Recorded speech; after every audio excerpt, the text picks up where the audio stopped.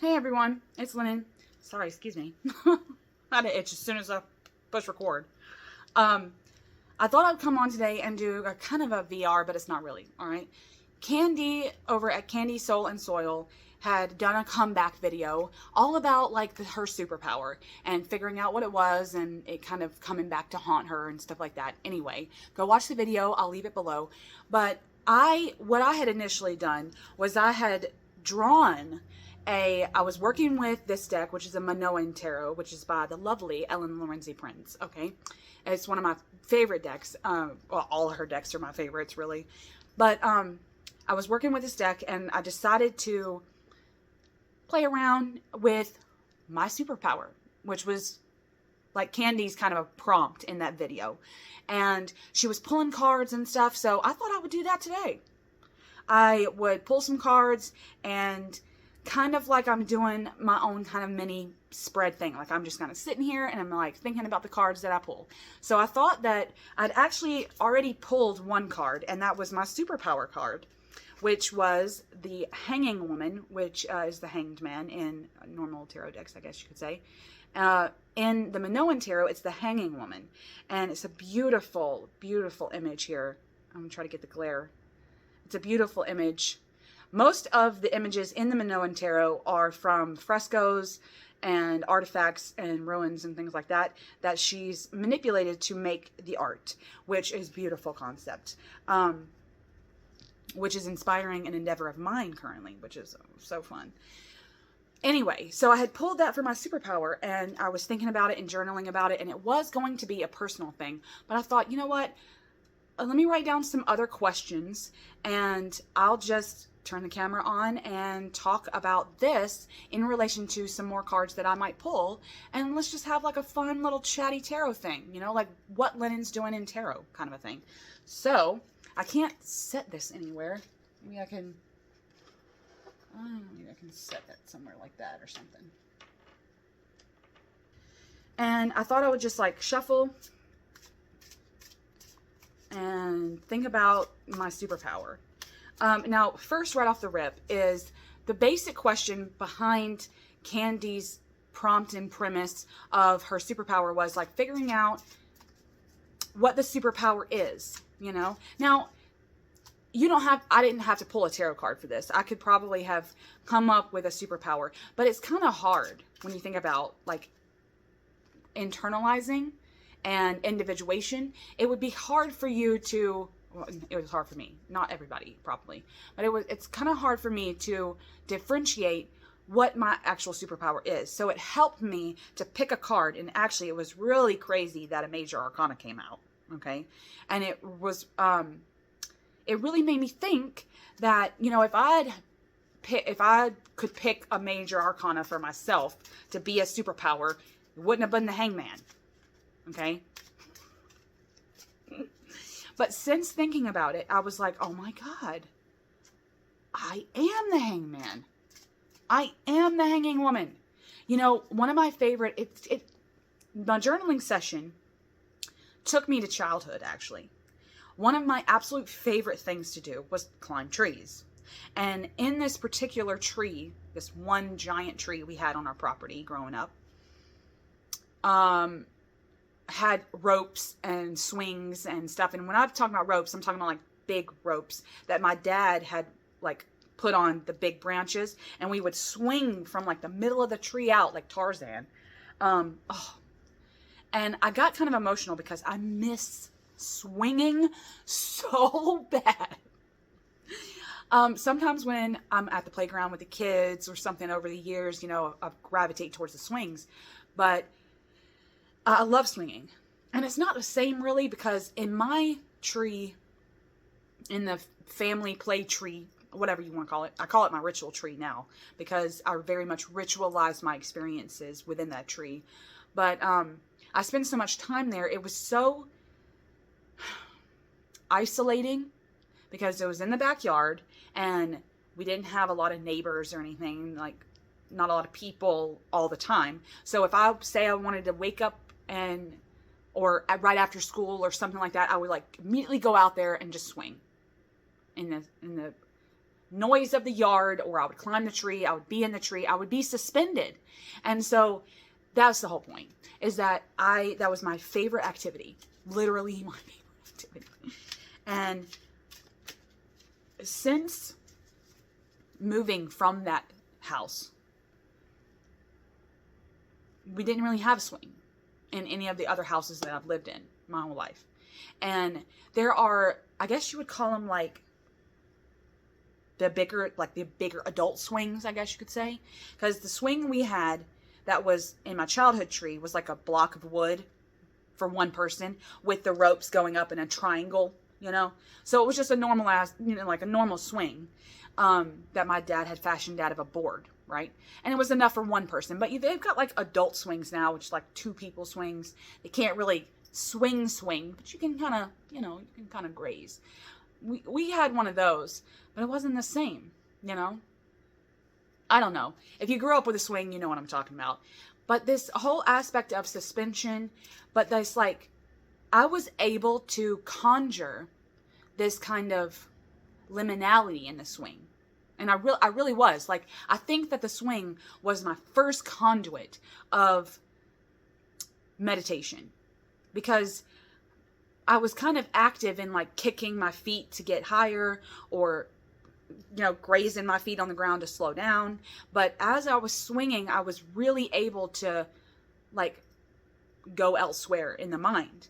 And I think that was those were my very first encounters of being in these liminal spaces, like being in the mind, but then go completely unfocused and go elsewhere, go into the astral.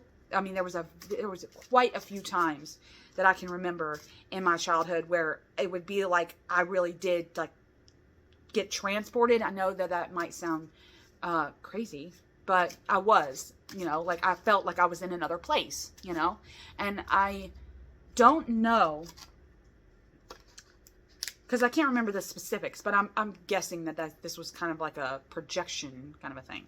So the hanging woman ended up being so apropos for my childhood. But then what is, in terms of a superpower, it's suspension, it's this liminality, it's this ability to want to like be above the bridge, okay? Like floating above the bridge between the mundane and the sacred, right? And it very much does feel like a superpower for me that I'm able to do that. And be suspended in these kind of suspension mindsets, right? Like I do think in suspended mindsets, like I kind of raise myself above the situation, and look down upon it and to assess it, to map it out. Like I'm drafting something, like I'm making a blueprint. And that just, God, does make a lot of sense. So anyway, I could talk forever about my swing, but I missed it so bad. But actually what happened when I was thinking about childhood and suspension and all of that, it made me think of one of my favorite books that I read as a teenager, and that was Jane Austen's Sense and Sensibility, okay? And this Sense and Sensibility is the 2 sisters in the book, okay? Eleanor and Marianne. And how one of them is very, their sensibilities is very romantic, idealistic, okay?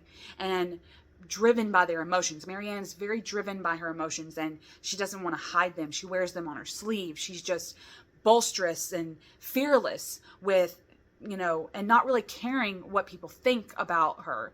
And there's an immaturity to that, but I never saw it as an immaturity, really, because I was like that. I was very much a naive, innocent, romantic, hopeless romantic. And I wore my emotions on my sleeve. Whenever I was upset, whenever I was happy, whenever I was angry, I would just, it was like, I poured it out, I had no sense.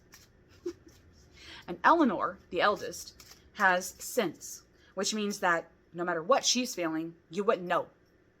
Okay? And it is so weird to think that when I was a child, in this hanging woman, hanging child state, in this suspended state where I was able to give myself to the solitude, give myself to the projections, give myself to the liminality. I was a Marianne. Okay, I was a hopeless romantic, bolsterous in my emotions. I was able to wear my thoughts and feelings on my sleeve and let everyone know, and I'd be an open book, right? But as I've grown up, I've turned into an Eleanor. Okay, through various life experiences, I'll say, and the way, because I think this is important too, the way your innocence is shredded, okay? There are certain key rites of passages that one would go through that would kind of shed the naivete, okay? That's kind of shifting you, and rites of passages are important, but they shift you from child to adulthood, okay? There's that liminal space right there. Now, when I was a child, I was very much innocent. I kind of wanted to stay innocent in a way, but there were some key moments, and that's why this map felt so important. There were key moments that seemed to transform me from this innocent, naive, childlike personality, sensibility, to this sensible figure, okay? And not all of them were good life experiences, okay? Not usually, they can be good or bad, okay? But some of mine weren't like good. They kind of, shoved me into that. You know what? Let's pull a card, because I'm sitting here shuffling and I'm not pulling any cards like I said I was going to. So let's pull up. My first card will be this, a card for my, what do I say? A card for my rite of passage. I'll say that. My rite of passage. And then this could act as like how the superpower of being the hanging woman, of being the suspension bridge, okay? How it went from one stage to another. What was the energy present there? Okay, let's see. Love this deck. Oh. C5. This is a giant fish, okay? Giant fish. Now with this particular deck, the suits are named Sky, Sea, Art, and Earth, okay? So they're about like the actual elements that the Minoan civilization would have used, right? So this fish is supposed to be like this giant fish that lives in the sea that they, of course, have to eat. But let's read what Ellen writes, because I always like to read her prose about this kind of stuff. And I think, but see, now 5 is a very liminal number for me too, because it's a transitional number. It's a number for change for me. C5. Let's get to the meaning, because she writes a little bit. This entire fish was eaten and highly regarded. Yeah, even their intestines were delicious. The fish itself is called a rhasis fish. Dives under the sand so fast one can't see anything but a blur, almost as if they disappear. They secrete a cocoon of slime for themselves that helps shield the electrical impulses of their hearts, so their location is not apparent to predators while they sleep. They are constantly active during night and day for up to 2 weeks at a time, and then sleep for 72 hours straight. Wrasses have been known to change sexes both ways, a trait shared by a few groups of fish. Extreme adaptation works well. Okay, now messages. Make every moment count for revolution. Revolution is coming, which we've talked about on this channel before. Revolutions. You found your rhythm. Don't expect it to be someone else's. Okay, found your rhythm. Isn't that freaking apropos? If you've been going at it, lay low. If you've been resting, get back in there. Change your pattern, change your luck. Okay, that is so appropriate for this, because if you think about this fish is so adaptable, and it was revered by the Minoans for the purpose of this deck. It's a revered fish. They eat the whole thing, but the fish itself is adaptable. It's chameleon-esque, and it wants to shift at a moment's notice. So this is really about the ability of shape-shifting emotions, because this is the sea, so it's cups, right? So it's water. For me, the hanging woman, the liminality in that is my ability for my emotions to change. And that meant that the emotions, the rite of passage was the sense and sensibility. That I went from this highly sensitive child to being the sensible adult. And it morphed like that. This really goes to show that the rites of passages in life can be quick or they can be slow. And it's all about going with the flow and knowing when a shape-shifting. And that's another thing, is that when alchemical changes and shape-shiftings have come about for me, I have felt them intrinsically. I have felt them before they come about. And I've noticed that these like subtle changes, right? Kind of like the fish. I would notice that my electrical impulses would alert people. So I would hermit and go in, right? And so my superpower was the ability to shift, the ability, because I could have gone my entire life being an open book, right? But instead I chose to become sensible. And I can, the reality of that, and that's what that fish card was so good about, was telling me that the reality is I can go back to being Marianne. I can go back to her tomorrow. But I had to adapt to be able to fit in my world better and to hide myself a little bit better. And that's not always a good thing. So anyway, now one of the things, questions that Candy said was, what would it do if it came for you? So if my superpower of being this suspension bridge, suspended, liminal wayer between sense and sensibility, okay, because that's really what's going on. I think I'm going to call this video Sense, Sensibility, Suspension, and Superpowers. Because alliteration for the win. What would you do if it came for you? So I think that this means like if it were to come to haunt you. So like what the shadow, let's pull a card for the shadow of the hanging woman for me. And if there's the hanging woman's right there. I'm going to keep that out of the deck as the significator for this particular thing. So let's pull a card for the shadow aspect of the hanging woman for me. Oh, I love this card. Sky Priestess. Okay, this is a court card for her. I love this card because there's this kind of nexus here in the center of the body, right? Which some other content creator, oh my God, who was that? There was a content creator that used to talk about this deck a lot, way back in the day. Anyway, there's some grounding nature to her, but it's like she's gonna shoot off into the sky. And it's a priestess that is wearing the mask of a bird to become the goddess. And she sits high on this like sacred place, right? So it's this attack position, but then also the way that her face is geared towards the side. It's almost like there's focus there. There's an intentionalized focus there. And with this being sky, okay, the air, this is really about this, the powerful places that this suspension rests. Because if you're suspended, think of a hammock, right? Then there has to be still some structure, because don't fly.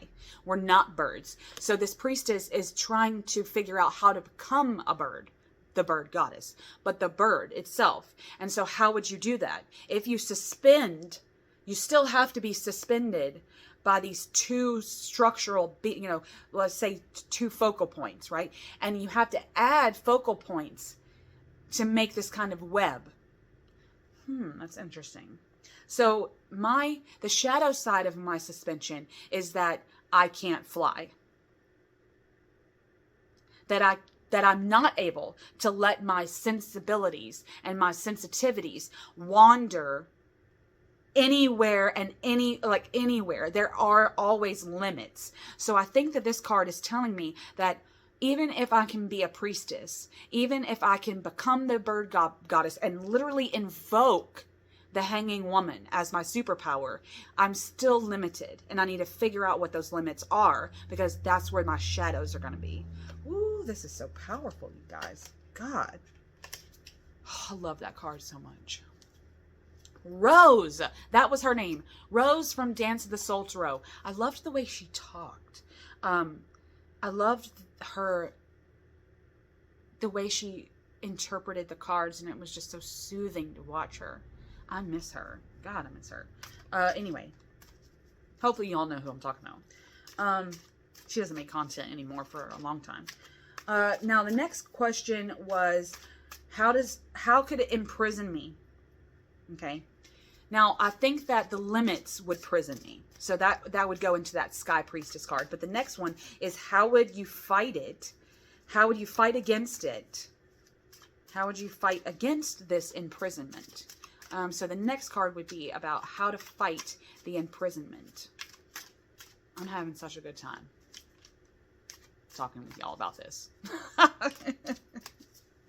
hope y'all are too, because this is just me chatting and doing like this personal reading for myself. Hopefully y'all are getting, dropping cards. Hopefully y'all are getting some decks out and shuffling them for yourself and spreading some cards out on the table while you hear me chat. That's what I hope y'all are doing. So how would I fight against this shadow? And what energy could come up that would help me fight against the superpower if it were to start dominating me in this like shadow integration way?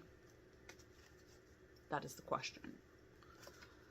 C6, another C. So we had the C5, this transformative fish, okay? But then C6, right? Now, all of these fish, except for one, are going the right, or this one direction. So I think this card was about going with the masses or going at it alone. Okay, I think that's what this card is, and we'll look in the guidebook in a minute. But I think that's when I pull this card, I always think about this one fish that's going the opposite direction of everything else. And it's really about following everyone else or going at it yourself. And there's very much this solitude about it. So how would I fight it? I would try to think in my ways, in my gifts, in my solitude, in the solitude that the hanging woman found me. Okay, this archetype found me when I was a child, and it still very much dominates so much of my personality in this sense and sensibility, Marianne Eleanor way, okay, because it really does. But this is about going at it and attacking this kind of shadow aspect in my way, like the Frank Sinatra song. I did it my way. So I like that. Okay, and then the last question, because we've been on for, again, a long time. I always say that, but I hope y'all are having fun, is how could I reclaim, and I wrote the hanging woman, as a superpower, even if it would, you know, like even after it's become a shadow, if it dominates in certain life experiences and the way that my personality is projected, how can I reclaim it if I ever needed to reclaim it? Buy a damn swing is what I need to do, because I miss having a swing of any kind. I don't have a tree that has a firm enough branches for a swing that I had growing up. But buy a swing. That is what I need to do. I really do miss swinging. Or find a way to integrate the feeling without a swing. But what did the cards say? How can I reclaim the hanging woman as a superpower? Oh, I did say we were going to read the guidebook on that C6, the 6 of water, but maybe we'll do that in a minute when I have the guidebook out for something else. So, how can I reclaim the hanging woman as my superpower?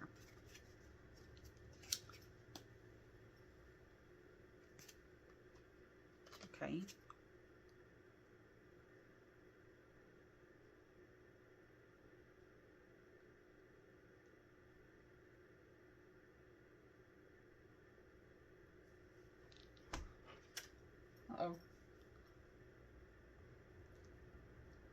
I'm sitting here in awe. Because this rarely happens to me. But I got C5 again.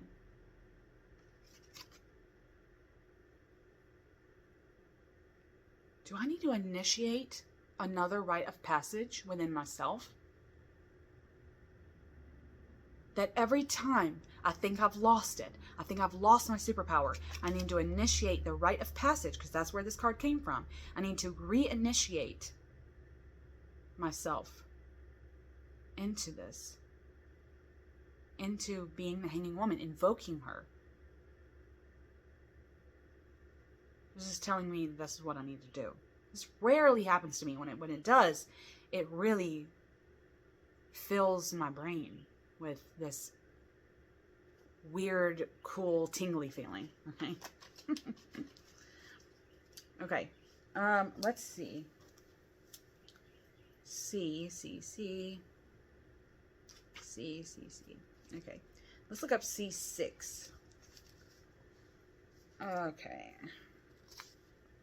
Blah, blah, blah, blah, blah. All but one fish are swimming towards the left. Blah, blah, blah, blah, blah. This is an image of randomness and diversity. It is also a picture of harmony and peace. It shows these qualities are not mutually exclusive. Oh, that's a beautiful message. In the study of psychology, fish symbolize messages from the unconscious and the emotions. Of course they do. The memories and energies that stir in the deep have something important to reveal to the conscious mind. Ooh. Now remember, we picked this as how would I fight it, right? How can I fight it trying to imprison me, if the hanging woman ever tried to imprison me? They are all part of a greater whole. So this is really talking about parts of the whole. Okay, that's good. These fish swimming peacefully with one another show there is nothing to fear from the depths, or having a medley of disparate, powerful feelings. All are part of a greater whole. The aspects of oneself taken all together represent a complex ecosystem. Okay, so when thinking about all this, I'm getting a lot of water, right? So this is very emotionally driven, just like Sense and Sensibility. And this is where my powers are. This power of this archetype of the hanging woman that dominates me. So, superpower, rites of passage, reinitiating to reinitialize. Don't be afraid of disparate parts that look like they don't fit, but that they will, and they do. Yeah, it's beautiful. Okay. All right. I hope y'all had fun with that, because I did. Just wanted a minute on camera to talk about my deck, to talk about the Minoan Tarot, and talk a little bit about my superpower with you guys. And I hope that y'all are playing along. But go and watch Candy's video to really, see them, to see Candy pulling all the cards and talking about her superpowers too. And how they came, and she's claiming them and all that. So go watch her video, but I want to thank her because it really got my juices flowing.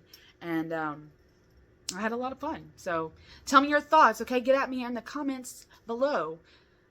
Anyway, that's all I've got for you. So I hope everyone's having a magical day. I'll see you soon. Much love.